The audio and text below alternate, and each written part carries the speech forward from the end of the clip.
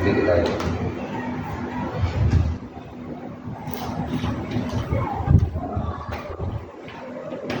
Kita mulai ya. Bismillahirrahmanirrahim. Assalamualaikum warahmatullahi wabarakatuh. Selamat siang Bapak dan Ibu semua yang saya hormati. Terima kasih atas kesempatan dan waktunya. Hari ini saya dari presentasi untuk tugas guru penggerak, di mana presentasi yang saya lakukan ini adalah presentasi untuk melengkapi tugas modul 1.4 tentang implementasi budaya positif di sekolah, khususnya di sekolah kita, yaitu SDN Negeri 12. Sebelum kita mulai, mari kita sama-sama menyanyikan lagu Indonesia. Bapak Ibu dimohon berdiri.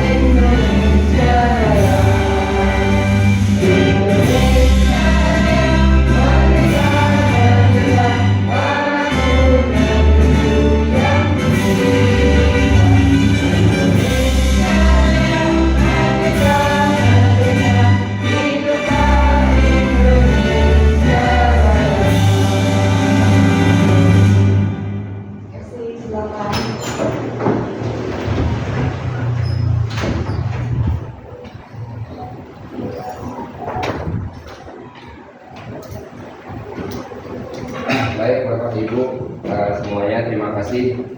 Dan berikutnya langsung saja saya akan mempresentasikan dan nanti akan kita diskusikan bersama tentang budaya positif yang ada di sekolah kita. Ya, yang perlu saya sampaikan adalah yang pertama, materi kita hari ini adalah tentang budaya positif. Ya, budaya positif di mana kita akan melakukan permainan dulu. Mohon masing-masing berpasangan satu persatu. Ibu mungkin bisa duduk di sana, Bu Eni. Saling berhadapan-hadapan, Bu Eni dengan Pak Ece, Bu Riji dengan Bu Arifah. Oke. Baik.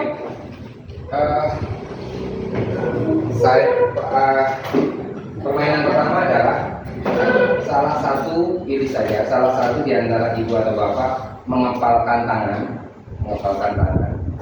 di mana anggap bahwa yang ada di kepalan tangan itu adalah sesuatu yang sangat berharga. Ya, ada salah satu, kalau Bu Wiwin dulu, nanti yang satu pasangannya adalah bagaimana supaya lawan kita yang mengepalkan tangan yang isinya itu adalah barang yang sangat berharga buat dia, dibujuk sedemikian rupa untuk bisa dibuka tangannya, bisa dibuka, tapi dengan bujukan, tidak dengan paksaan, tapi dengan bujukan.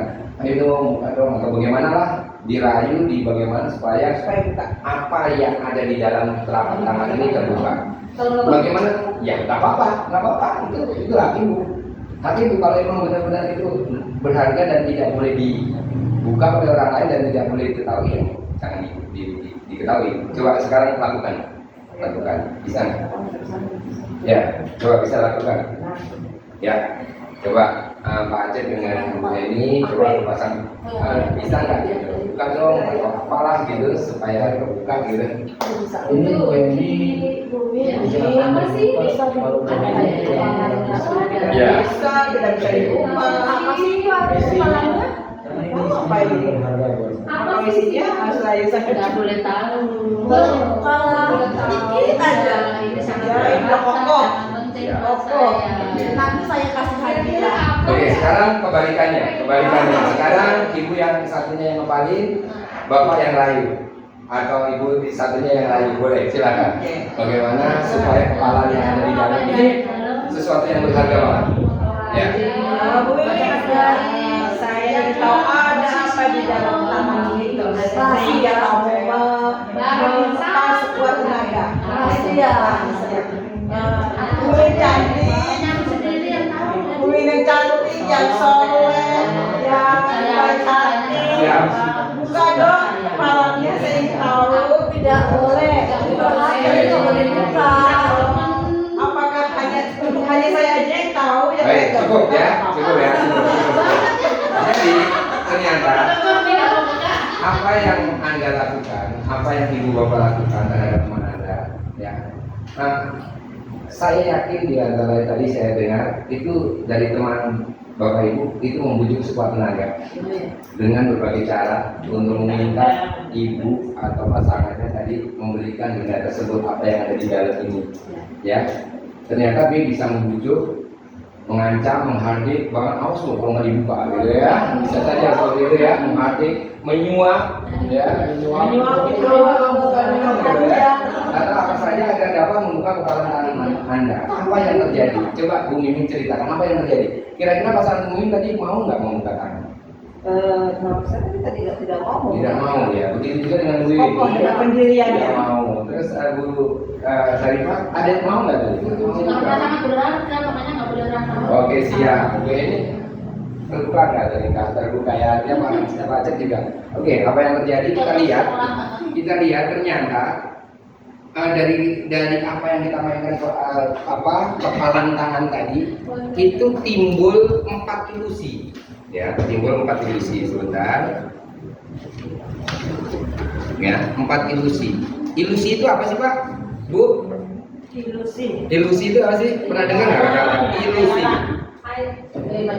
Imajinasi. Ya, ilusi. Semacam keinginan supaya dapat. Oke. Supaya dapat yang dia mau.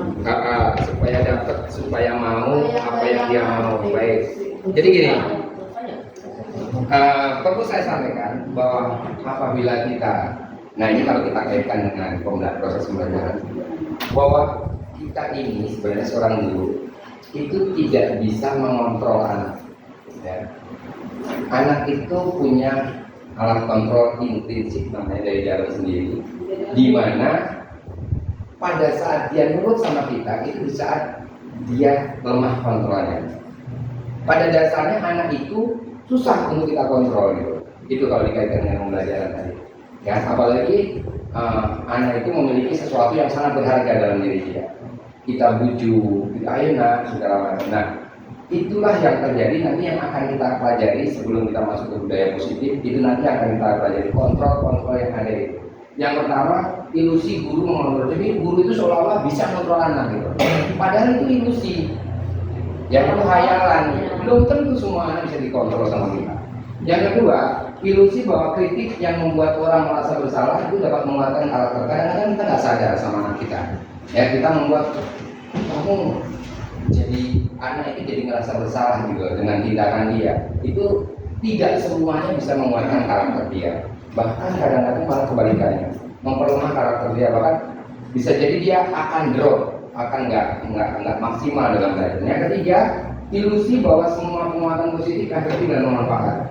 Ya, ini juga nanti ini sebuah angan-angan yang terjadi sama guru. Dan yang terakhir adalah ilusi bahwa orang dewasa memiliki hak untuk memaksa. Kadang-kadang kan kita gini, kita juga guru bahwa ini yang kita adalah murid, pasangan pembelajaran kita murid, itu kita merasa bahwa semua so tahu, semua sok ngerti, sok bisa semuanya. Padahal kita tahu bahwa masing-masing murid itu punya potensi yang berbeda-beda. Oke, saya lanjutkan. Iya, seolah-olah kita bisa. Nah sekarang mohon bisa dijawab. Setuju atau tidak setuju? Nah, untuk kelompoknya Bu Mimin, nomor 1, setuju atau tidak setuju bahwa hukuman dapat mendisiplinkan anak? Bisa setuju. Setuju. Yang kedua, kelompoknya Bu Haja Sarifah, pemberian hukuman dengan hal yang positif seperti membaca, membersihkan halaman sekolah dapat meningkatkan disiplin. Setuju. Bisa. Oke. Yang nomor 3, Pak Haja dan Bu Eni, memberikan penghargaan dapat meningkatkan motivasi belajar. Setuju? Oke, setuju. Kita nanti akan buktikan semua dari apa yang sudah Bapak Ibu sampaikan. Baik. Ini tadi baru refleksi untuk eksplorasi konsep yang hari ini akan kita pelajari sekilas saja tentang 1, disiplin positif dan nilai-nilai kebajikan, 2, teori motivasi, hukuman, penghargaan, restitusi, yang ketiga adalah keyakinan kelas, yang keempat kebutuhan dasar manusia kita kaitkan nanti. Ya, yang kelima adalah restitusi atau 5 pokok posisi kontrol, dan yang keenam adalah kita nanti akan belajar tentang segitiga restitusi. Baik, ya. Nah, yang pertama disiplin. Ya, disiplin itu apa sih? Ternyata orang biasa, Pak Guru, Bu Guru selalu mengatakan, ayo anak-anak berdisiplin. Ya, disiplin itu apa sih? Disiplin itu artinya belajar sebenarnya. Belajar, makna disiplin itu belajar. Dan anak-anak kalau sudah mendengarkan disiplin, itu seolah-olah dia sudah ketidaknyamanan. Ya, bahkan sih disiplin itu gitu ya.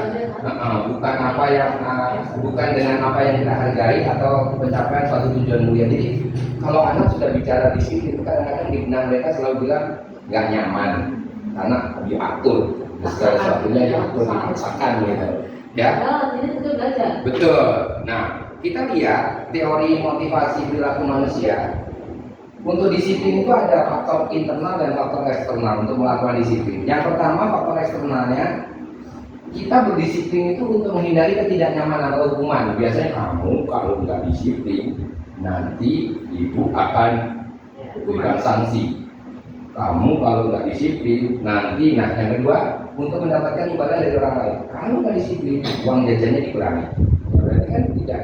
Ya, ini kick and give-nya, ada mendapatkan imbalan. Kalau kamu nanti pintar atau kamu nanti rajin, kamu nanti dapat hadiah dari mama, umpamanya seperti itu.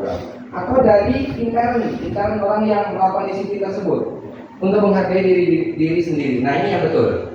Bahwa disiplin itu saya akan menjadi orang seperti apa ya bila saya melakukannya. Jadi timbul dari diri siswa sendiri gitu, bukan karena imbalan, bukan karena dihukum nanti kalau tidak disiplin, tapi dari motivasi intern. Tapi bukan karena pelatihan atau kebiasaan. Ya, betul. Disiplin itu memang adalah sesuatu yang dibiasakan dan dipaksakan kadang-kadang ya. Jadi awalnya dipaksakan dulu. Ya, makanya nanti akan kita baca setelah disiplin itu, nanti kita akan tahu apa sih bedanya peraturan dengan restitusi, apa sih apa bedanya pelanggaran dengan konsekuensi logis.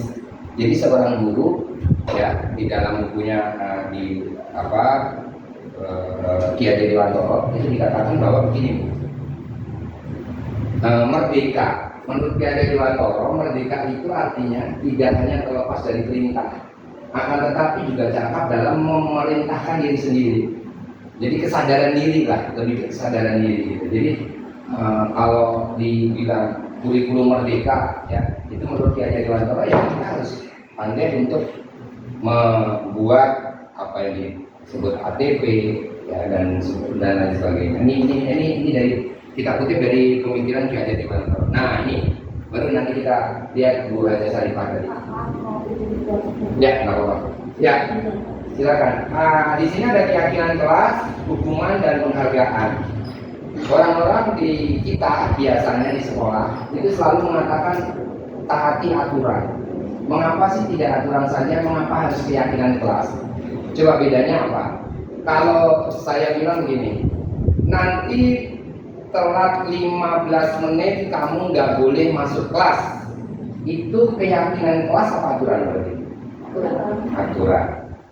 Nanti kalau tidak pakai sepatu kamu lari lapangan 5 kali putaran. Aturan apa? Disiplin hukuman apa aturan? Hukuman. Nah, oke. Baik, kita lihat nanti sama-sama. Contohnya, mengapa kita tidak memiliki peraturan harus menggunakan mengapa kita memiliki peraturan harus menggunakan helm bila mengendarai kendaraan roda 2? Menurut Ibu apa? Apa yang terjadi? Mengapa kita memiliki peraturan harus menggunakan helm bila mengendarai? Yakinan kalau saya. Yakinan. Nah, karena kalau kita nggak pakai, kalau terjadi apa-apa, Ya. kita kan melindungi diri sendiri. Ya, itu berarti timbul dari diri sendiri ya. Hukuman kayaknya. Hukuman. Mengapa kita memiliki peraturan harus menggunakan helm bila mengendarai kendaraan sendiri? Nanti kalau tidak menggunakan helm, maka akan ada hukuman sanksi. Oke, berarti Dari sisi lain, karena sisi ekstern, Iya. pakai helm karena lewat jalan yang ada polisinya. Iya. Iya, oke. Kalau kita takut celaka. Oke, ada yang bilang itu maka. Barangkali ada masukan dari Pak Acep. Mengapa kita memiliki peraturan harus menggunakan helm bila mengendarai kendaraan roda 2? Mengapa kita memiliki Peraturan peraturan? harus Pertama, menggunakan helm. Menggunakan helm sebuah kewajiban. Yang kedua, menjaga keselamatan. Baik.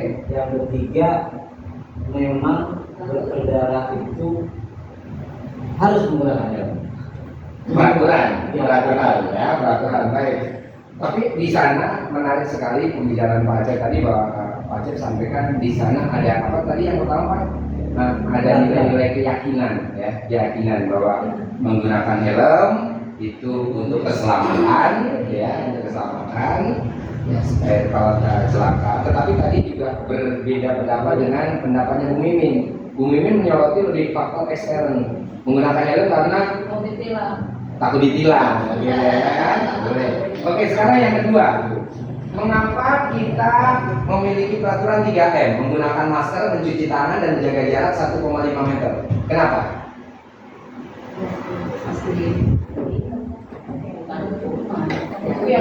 Keyakinan atau hukuman? Keyakinan.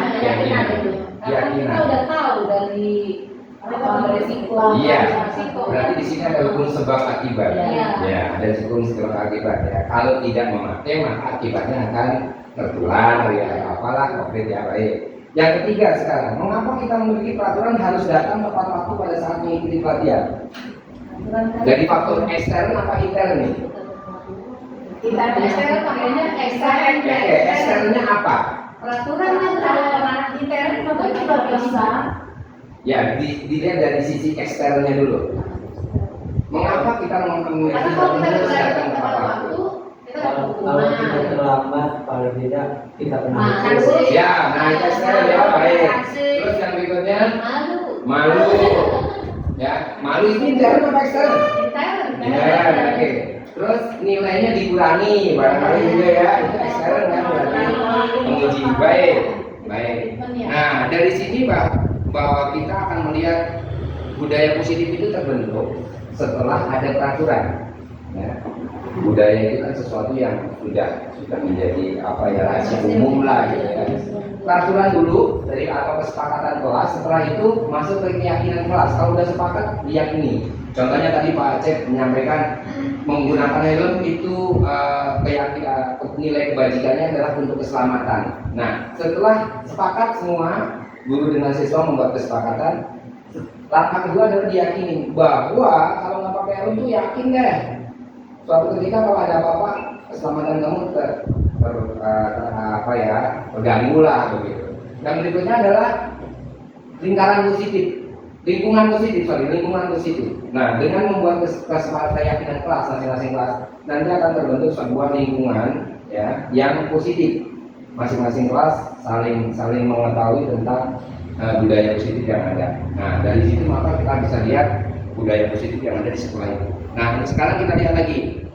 Nah, ini keyakinan kelas atau kesepakatan kelas ya. Kesepakatan. Yang mana yang merupakan keyakinan kelas? Ya. Ini ada tulisan yang A. Kesepakatan kelasnya datang tepat waktu mengucapkan salam. Ya. Di sini yang B, kesepakatan kelasnya kami guru dan murid yang saling menyayangi. Ya, yang mana? B. Yang B. Kenapa? Mengapa? Karena ada kata sambung di sana kami dan guru dan murid. Iya. Kami guru dan murid. Baik, baik. Terima kasih. Kalau Bu ini yang A atau yang B kira-kira? Di sini ada kata-kata saling menyayangi, ada kata-kata semangat. Kalau Bu ini? Yang B. Baik.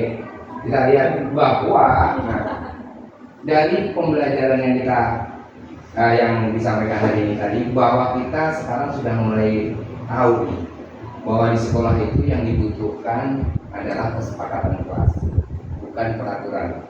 Ya. Kenapa? Apa bedanya kesepakatan kelas dengan peraturan? Kesepakatan itu murid yang memberikan. Oke, satu itu salah satunya. Salah satunya. Yang kedua? Kesepakatan berasal dari hati. Oke, berasal dari hati. Murid yang melakukan. Oke, ya. Ketiga Bu Tuji. Sudah disepakati satu. Nah, itu juga betul. Jadi kesepakatan kelas itu adalah sebuah kesepakatan yang disepakati oleh kedua belah pihak. Guru kami, guru dan murid. Artinya, kalau selama ini kita membuat peraturan, datang harus 15 menit sebelum jam 6.30. Itu sebenarnya itu siapa? Yang buat siapa? Ya, guru. Ya. Selama ini kita lakukan peraturan sekolah itu yang membuat siapa? Peraturan sekolah yang bukan. Dulu ya. Ya. Nah, oleh sebab itu kita kembali nanti ke ruang lingkup kita yang paling kecil adalah kelas. Ya, itu dalam konteks ini setiap kelas diminta untuk membuat yang namanya kesepakatan kelas dengan ciri tadi murid diajak. Karena kalau murid diajak itu faktor intern dari sisi murid tadi yang tadi dengan genggaman tangan tadi dia bisa terbuka. Murid ikut mengontrol dirinya, gitu. Bukan hanya dari faktor gurunya saja. Karena kalau guru yang membuat, murid yang menjalankan itu ada unsur paksaan di sana, ada unsur ketidakrelaan murid. Ya, oke, baik, memaksa. Nah, ini contoh lagi. Nah, ini keyakinan kelas nih. Selalu kembalikan buku di tempatnya, ini peraturan. Tapi keyakinan kelasnya tanggung jawab. Jadi kata-kata keyakinan kelas itu sebenarnya kata-kata yang pendek-pendek, tetapi bermakna buat murid gitu. Di situ ada kata tanggung jawab, berarti di sana sudah universal. Mengembalikan buku pada tempatnya, datang pada waktunya, itu kan satu bentuk tanggung jawab. Gitu. Satu lagi, dilarang mengganggu orang lain. Coba ibu bandingkan dengan kata-kata keyakinan kelas. Menghormati orang lain. Artinya di sana lebih universal. Menghormati orang lain itu bisa jadi hormat terhadap temannya, sesama teman, bisa jadi lebih orang yang lebih tua, bisa jadi menghormati juga orang yang lebih muda. Nah, peraturan yang selama ini kita tulis hadir di sekolah 15 menit sebelum pembelajaran dimulai. Ya, ada kata-kata di sini komitmen. Siswa dan guru berkomitmen. Artinya di sini bukan hanya siswa saja yang berkeyakinan, ya, tetapi guru juga terlibat. Baik, dilarang menggunakan narkoba. Ya. Ini keyakinan kelasnya, ya, menjaga kesehatan. Itu sudah mencakup semuanya ya, baik itu narkoba, dilarang merokok dan lain sebagainya mengganggu kesehatan. Baik. Nah, sekarang saya mau masuk lagi. Ya, silakan Bu. Ya, silakan Bu. Nah, mohon Ibu bisa dituliskan di kertas itu nomor 1 itu hukuman atau konsekuensi. Mencatat 100 kali dalam buku kalimat saya tidak terlambat lagi karena terlambat ke sekolah. Hukuman atau konsekuensi? Hukuman, Bu. Jadi gini Bu, kalau hukuman itu kadang-kadang yang tidak ada hubungannya dengan pelanggaran dia, itu namanya hukuman. Contoh nih, saya kasih contoh. Tidak mengerjakan PR, lari, lapangan, 5 kali putaran. Ada hubungannya nggak? Nggak ada hubungannya, itu namanya hukuman. Tapi kalau konsekuensi gini, anak itu telat 15 menit, konsekuensi logisnya adalah dia terlambat istirahat 15 menit. Itu namanya konsekuensi. Jadi ada hubungan antara pelanggaran dengan sanksi yang diberikan, gitu ya. Oke, nomor satu itu menurut Ibu hukuman atau konsekuensi? Hukuman. Mencatat 100 kali. Karena dia telah di dalam saya Hukuman 100 kali di dalam Hukuman saya tidak. Hukuman atau konsekuensi? konsekuensi. Bu, ini hukuman apa konsekuensi? Saya konsekuensi lah. Karena dia terlambat. Konsekuensi. Konsekuensi? Iya. Karena dia terlambat. Baik, nanti kita lihat jawabannya. Lari mengelilingi lapangan basket 2 kali karena terlambat hadir ke sekolah. Nah ini hukuman. Konsekuensi lagi. Konsekuensi. Baik. hukuman. Murid diminta untuk push up 15 kali karena tidak menggunakan masker. Hukuman, ini jelas hukuman. Mengganti kertas tugas temannya yang telah dicoret-coret. Konsekuensi. Nah, jelas ya, jelas. Oke, mulai jelas nih. Membersihkan tumpukan air di meja tulis karena tersenggol pada saat konsekuensi, betul, konsekuensi ya. Murid disuruh untuk mengenakan sepatu seharian di sekolah karena tidak mengenakan. Murid disuruh untuk mengenakan sepatu seharian di sekolah karena tidak mengenakan sepatu hitam. Tunggu, boleh Disuruh mengenakan sepatu sama Dihukum, dia. dihukum dia, Pak. Dia Tidak karena nggak pakai sepatu. Dihukum. Oke. Harusnya mengelilingi lapangan basket 2 kali karena terlambat 10 menit untuk pelajaran PJUK. Konsekuensi, baik. Kita lihat ya, apa sih sebenarnya perbedaan antara hukuman dan konsekuensi? Ya, supaya kita lebih jelas. Agak sulit membedakannya ini. Iya. Di dalam hukuman kita adalah sesuatu yang menyakitkan harus terjadi. Biasanya hanya Menyakitkan harus Iya, tetapi bedanya kalau konsekuensi sesuatu itu harus terjadi. Contoh tadi, kalau air tumpah Harus jelas. ya harus jelas, itu sesuatu yang harus terjadi gitu. Tapi nggak menyakitkan ya, kamu numpahin ya pasti kamu harus ngepel gitu. Karena ininya begitu. Terus yang kedua, hukuman itu membuat anak sakit, fisik maupun hati untuk jangka waktu yang lama. Kita kan kadang-kadang melabel, kamu itu Hendy, bocah, beling dan lain sebagainya. Dan seterusnya di situ, terus menerus kita katakan seperti itu, kita anak merasa aku nakal. Ya, sedangkan anak menghargai disiplin. Nah, itu kan intrinsik tadi.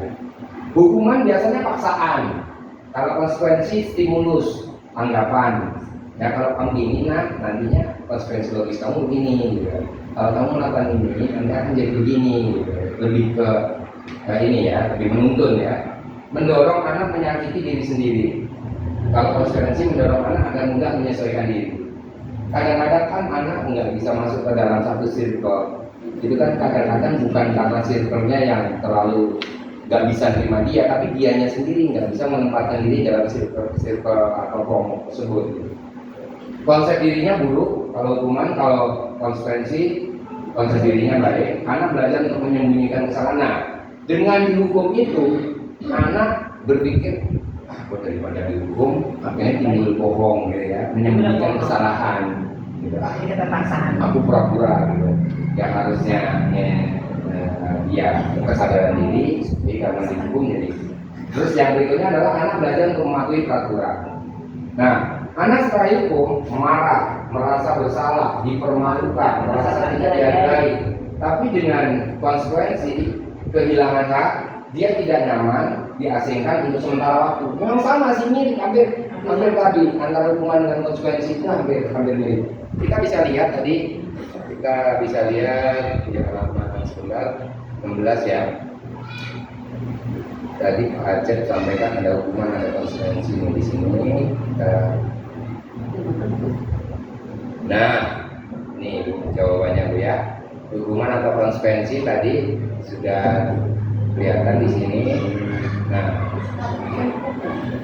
kalau mencatat 100 kali dalam sebuah kalimat, itu jawabannya adalah hukuman. Lari, ya, karena terlambat hadir ke sekolah tadi, ini juga hukuman. Ya, karena nanti ada hukumannya. Terlambat hadir, ya menyakiti, kesel gitu. Kata kunci itu Menyakiti, ya, hukuman. Jadi apalagi fisik ya, menyakiti itu pasti. Terus, nah kalau konsekuensi tadi, mengganti kertas kalian coret-coret, itu konsekuensinya gitu. Ya, terus membersihkan tumpahan meja, tumpahan air di meja, karena tersenggol itu konsekuensi. Nah ini, kalau ini konsekuensi kenapa konsekuensi? Lari lapangan, nah di sini ada kata-kata PJOK. Ya wajar, mau pelajaran PJOK gitu ya, kesehatan. Baik, nah kita kaitkan lagi dengan kebutuhan manusia. Pada prinsipnya, ini menurut penelitian bahwa kebutuhan manusia itu dibagi menjadi 5. Kebutuhan yang pertama adalah berbagi, ya, cinta dan kasih sayang itu bisa diterima, gitu. Karena itu bisa diterima ke satu komunitas. Yang ketiga adalah penguasaan, keempat adalah kebebasan, keenam adalah kesenangan. Jadi kita mesti harus berpikir ulang di saat kita mengajar matematika umpamanya, tiba-tiba ada anak yang tidur.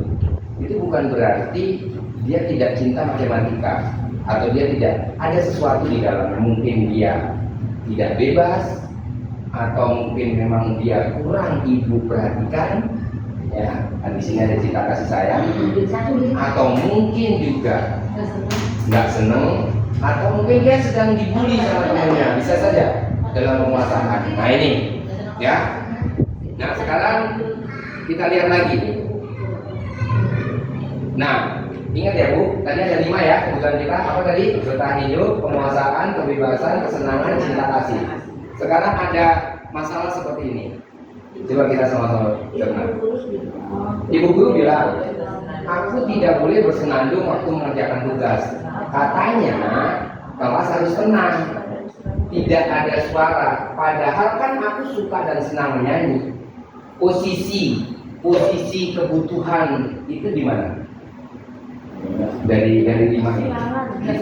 Dari 5 ini. Bebas, saya pengen bebas. Ada 2 kebutuhan yang tidak terpenuhi. Kesenangan dia jelas. Dia hobinya nyanyi, dia sukanya nyanyi. Dan kebebasan. Nah, ini dia. Ya baik. Yang berikutnya. Ibu guru tidak menyapa aku hari ini, padahal aku pakai jepit rambut baru. Sayang, perhatian. Perhatian bisa kasih sayang. Ya. Cinta dan kasih Cinta dan sayang. pengen di Tegur. Kayak bos maksudnya baru ya. Nah itu dia. Ya kayak gitu. Jadi ya kayak begitulah Bu. Itu maksud cinta dan kasih sayang. Ya kira-kira. Baik, yang berikutnya lagi tadi ada, nah ini, aku bosan, masa belajarnya cuma gitu-gitu aja, dengerin ibu guru aja. Apa tuh? Iya, guru cek dulu. Ya, selama dulu sih. Kapan gantian kita yang ngomong apa itu? Kebutuhan apa yang harus terpenuhi? Penguasaan. Iya, guru menjadi penguasa di sana. Jadi namanya apa? Teacher center ya, bukan student center, tapi teacher center. Baik. Tapi kenapa ya kalau kita lagi cerita gitu anak-anak nanya nggak jawab? Nggak jawab. Iya. Saking asiknya ya, saking asiknya. Asik dia Pak. Baik. Terakhir. Aku sebel, gambarku tidak rapi. Malah ibu guru nunjukin ke teman-temanku di depan tadi. Nah, pernah kan? Tidak rapi, jelek. Termasuk saya ya. Termasuk saya seperti itu. Ini sabar aja. Nah, itu ada kebutuhan yang belum terpenuhi. Kebutuhan apa tuh? Udah macam ada lagi. Kebutuhan apa tuh? Nah, Penguasaan saya kurang penguasaan. kasih sayang. Penguasaan juga sih. Penguasaan. Iya, secara nggak langsung itu bully, betul. Secara nggak langsung bully, betul. Baik, saya lanjutkan. Ini ada kasus, tapi kasusnya agak panjang, tidak bisa. Tidak usah. Nah, dan terakhir tadi sebelum restitusi, ini ada yang keempat adalah 5 posisi kontrol. Kita ini sebagai guru, sadar atau tidak sadar, ternyata kita itu punya 5 posisi kontrol semacam ini. Kita kadang-kadang menjadi penghukum, kita kadang-kadang membuat anak merasa bersalah, kita juga kadang-kadang menjadi teman dia, kita juga kadang-kadang menjadi pemantau, ya. Dan kita yang paling bagus sebenarnya adalah menjadi seorang manajer. Nah, contohnya ini identitas gagal, kontrol dari luar, motivasi guru berbuat menghardik, menunjuk-nunjuk, kamu itu, ya, atau menyakiti, menyindir. Nah itu penghukum. Nah, membuat merasa bersalah, berceramah mengatakan gini, nah seharusnya kayak gini, kamu tuh nggak kayak gitu. Nah itu membuat merasa bersalah gitu. Terus ibu kecewa loh sama kamu, atau bapak kecewa sama kamu. Kamu tuh orang itu ternyata itu merasa bersalah, merasa murid merasa. Atau menjadi teman. Kadang-kadang kita tidak sadari bahwa membuat alasan-alasan untuk muridnya. Contoh, nah kamu diam. Bapak sebenarnya ibu kepala sekolah sebenarnya mendapat tolong bapak lah. Ya, kamu bisa jadi kerja sama nggak sih?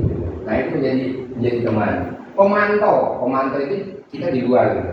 Ya, mereka asik dengan pekerjaannya, kita pantau dari luar. Nah, yang paling baik adalah mengajukan pertanyaan. Coba kamu pikirkan, kalau seandainya kamu berdiri seperti itu, menjadi posisinya seperti itu, apa yang kamu kerjakan, apa yang kamu pikirkan. Jadi pertanyaan-pertanyaan itu timbul dari guru untuk muridnya, sehingga murid merasa bahwa dia seolah-olah menjadi kita itu. Kalau jadi pak guru itu ternyata berat ya, atau menjadi guru itu ternyata berat. Nah, ini ada banyak hal yang ditulis di sini ya. Nah, dari guru berkata, maka akan menimbulkan hasil. Dari penghukum, anak kecil akan berontak, menyalahkan orang lain, berbohong, karena takut dihukum, akhirnya bohong, gitu ya. Yang kedua, dengan pembuat merasa bersalah, maka murid itu jadi menyembunyikan, menyangkal, sama juga dengan berbohong, ya, karena menyembunyikan sesuatu, gitu. Efeknya ya. Efeknya. Kalau jadi teman itu ketergantungan. Nanti juga ibu itu minta tolong kita, gitu. Atau ketergantungan juga murid itu, atau nanti dibantu sama ibu, gitu. Pemantau itu penyesuaian diri bila diawasi. Jadi kalau dipantau, kalau ada guru, ya seperti yang terlayaknya tidak. Ya, karena paling kuat kalau kita tinggal ke toilet, wah itu kayak apa pecah gitu ya. Begitu mau lewat, ada guru. Nah, kalau yang manajemen itu memerlukan pribadi. Baik, saya lanjutkan berikutnya. Siapa yang mengatakan? Nah ini ya Bu, tolong diingat, penghukum, membuat orang bersalah, teman, pemantau, manajer. Sekarang ada pertanyaan seperti ini, pernyataan-pernyataan. Saya kecewa sekali sama kamu. Menghukum. Murid merasa bersalah. Iya. Oke. Yang kedua. Murid merasa bersalah. Oke. Kamu tidak pernah benar melakukannya. Menjustifikasi. Itu apa tuh? Guru sebagai apa? Kamu tidak, ya kalau kamu tidak melakukannya, awas, ancaman, ya, menghardik, itu berarti hukuman. Apa kamu mau mendapatkan stiker bintang hari ini? Ayolah lakukan demi Ayolah lakukan demi Bapak Ibu. Cincin. Lebih gitu. Terus, apakah kamu mau mendapatkan stiker bintang hari ini? Manajer. Apakah kamu? Ayo. Manajer semangat. Oke, manajer, sip. Baik. Lanjut. Bagaimana kamu bisa menyelesaikan masalah ini? Mantap kan? masalah. Bagaimana dipantau? Membuat orang Membuat orang merasa bersalah. Oke, masuk pemantau juga bisa Bu Mimin ya. Coba kita lihat nanti ini. Kamu selalu lupa. Ini masalah yang kedua. Iya. Membuat orang merasa bersalah. Membuat orang merasa bersalah. Baik, kita lihat bersama ininya kayak salah gitu ya. Baik. Kita lihat hasilnya. Ini ya. Hasilnya adalah Oh, tadi main-main. ya. Ada permintaan mantap. Bagaimana kamu bisa menyelesaikan masalah? Apakah kamu mendapatkan stiker bintang hari ini? Ya, kita bisa lihat bahwa kenapa pemantau, kenapa nggak tadi manajer, kenapa pemantau? Ternyata dia menyesuaikan diri bila diawasi. Jadi orang Kalau nggak diawasi dia tidak bisa ya dia nggak ada timbul timbul kesadaran. gitu, timbul kesadaran atau Dia itu sesuatu yang bisa karena yang dilihat tuh dipantau. dilihat terus gitu ya. Baik. Tapi bagus kan memantau. Nah, kalau pertanyaan yang tadi bila kamu bisa menyelesaikan, bagaimana kamu bisa menyelesaikan masalah ini? Nah, itu manajer. Itu manajer. Baik. Sip, satu lagi. Nah, satu lagi terakhir adalah pembahasan tentang restitusi. Ya, ada bahasa restitusi. Restitusi itu apa sih? Restitusi adalah proses menciptakan kondisi bagi murid untuk memperbaiki kesalahan mereka, sehingga mereka bisa kembali ke kelompok mereka. Kadang-kadang, ya, murid itu merasa bersalah, ya, tetapi dia tidak bisa melihat, mengoreksi diri, gitu, merefleksikan diri. Nah, dengan karakter yang tentunya lebih kuat dibanding tadi sebelum diterima. Setelah diterima nanti karakternya jadi lebih kuat. Itulah restitusi. Nah, ada 9 ciri-ciri restitusi. Baik, 2 slide lagi.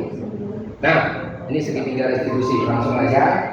Segitiga restitusi itu di sini memvalidasi, menstabilkan identitas, validasi tindakan yang salah, menanyakan keyakinan. Ya, kemarin mohon maaf saya sedikit ada video saya sampaikan, saya sedang membuat sebuah restitusi sebenarnya. Ini mohon nanti dikoreksi, saya membuat video dengan anak-anak di 17. Baik. Nah, jadi ini videonya. Sorry.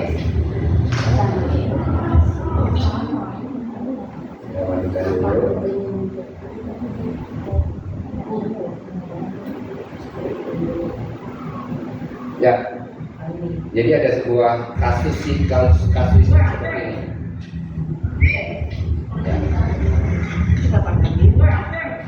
Ya, ini jadi ngatain orang tua.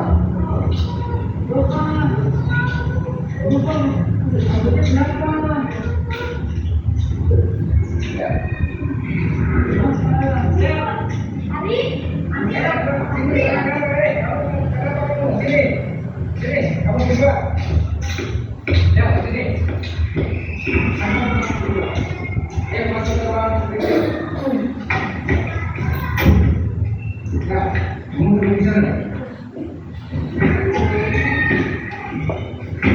Baik, dan di sini kita lihat yang pertama tadi adalah segitiga restitusi.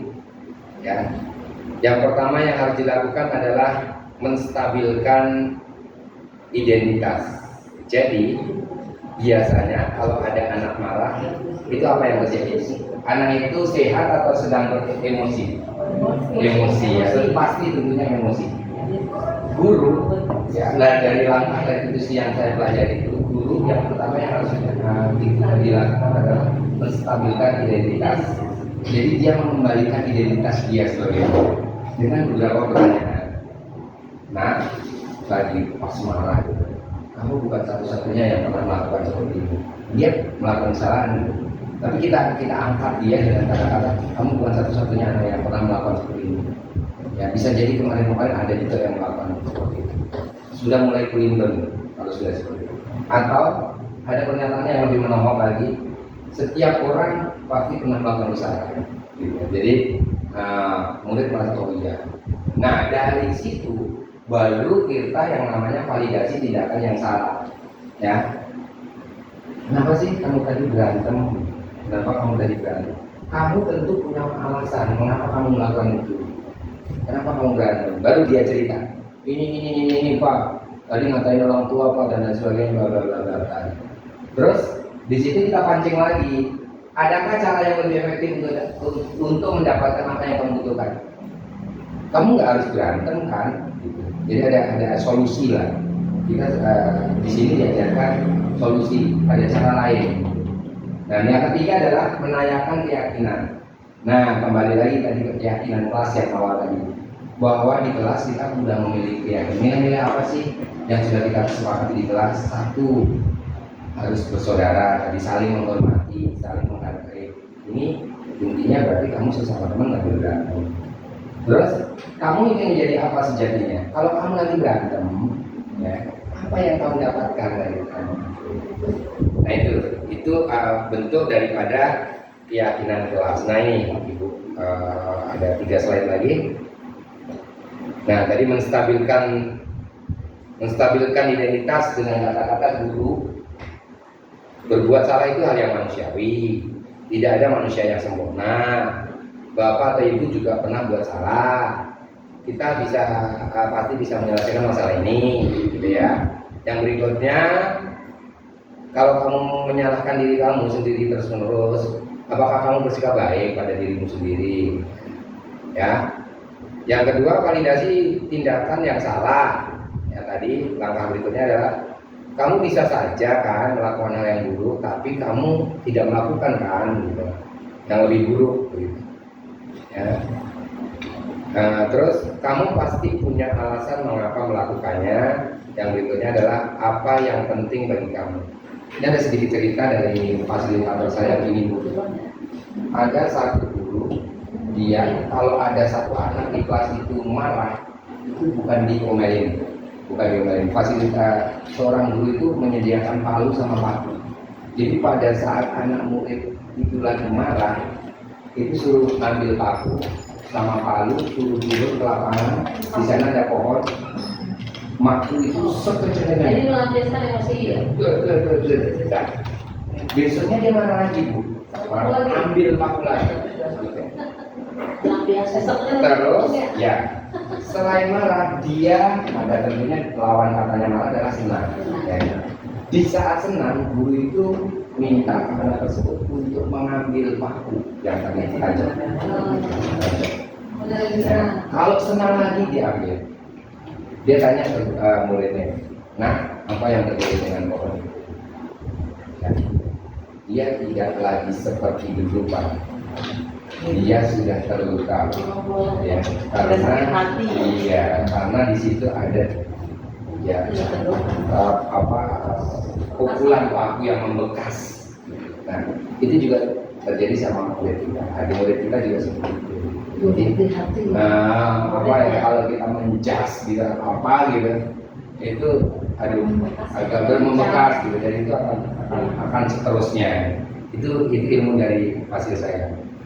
Terakhir slide 28 untuk keyakinan kelas ini adalah guru berkata apa nilai yang kita percaya dari kelas kita.